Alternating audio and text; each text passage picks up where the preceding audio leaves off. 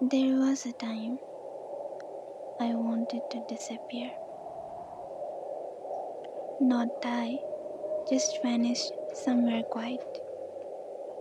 Not because life was dramatic, but because it was too loud. If this feels familiar, are you really okay?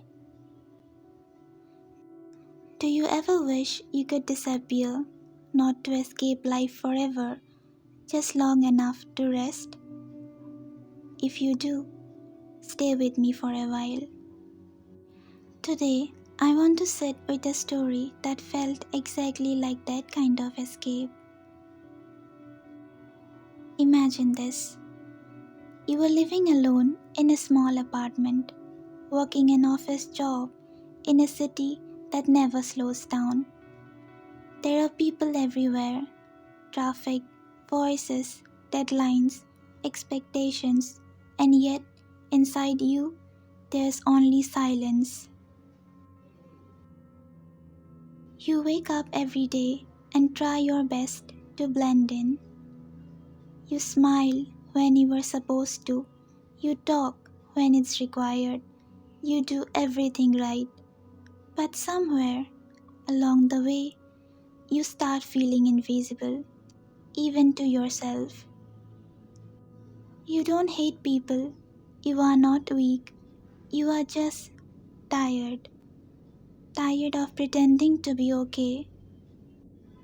So one day, without a grand plan, you choose something radical. You choose to stop. You leave the noise, the job, and the version of yourself that was slowly disappearing. You pack only what feels necessary, nothing more. Not because you are brave, but because you are tired. Days pass slowly. No one asks what you do for living. No one expects anything from you. And without realizing it, you start healing. Healing doesn't come loudly. It arrives in small, quiet moments. In eating alone without feeling lonely. In walking without a destination. In letting silence stay. If any of this felt familiar, that feeling of wanting to leave, to slow down, to just exist, this feeling has a way of finding us. I met it once, in a story that chose quiet over answers. It's called Summer Strike. It's one of those stories that doesn't rush you. It lets things unfold slowly, and maybe that's why it stays with you. I watched this drama at a time when I didn't really know what I was feeling. Life was moving, and I was moving with it.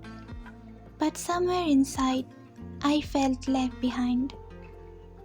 What I loved about this story is that it didn't try to fix anything. It didn't say, be strong or everything will be okay. It just allowed the characters to exist. Tired, confused, quiet. There were so many moments where nothing big was happening. No dramatic music, no sudden realization, just silence. And somehow, that felt more comforting.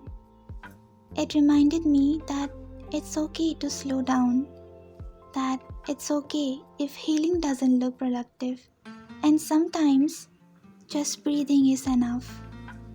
This drama didn't make me feel motivated, it made me feel understood. It didn't chase hype, didn't try to trend. If you look at the ratings, they are actually decent, around high 7 on IMDb, not low, but not something people scream about. In Korea too, it wasn't a big hit.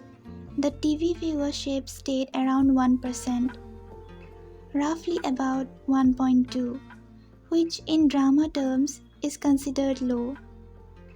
And if you read discussions online, especially on places like Reddit, you will see very mixed reactions. Some people loved it deeply, and some people didn't. They felt it was too slow. But I think this drama was never meant to be loud. It was meant to be noticed quietly, and maybe that's why it stayed a hidden gem. I am here to talk about stories like this, the quiet ones, the underrated ones, the ones that don't scream for attention but stay with you long after. And sometimes stories that are darker, sharper, louder, the kind that makes your heart race instead of slow down. If you enjoy feeling something deeply in any form, I'll bring more for you. I created this channel as my own quiet escape from reality, and I hope it can become a safe zone for you too. Thank you for staying with me till the end. I hope this little escape brought you a quiet moment, a soft pause from everything around you. I will bid you farewell until we meet again.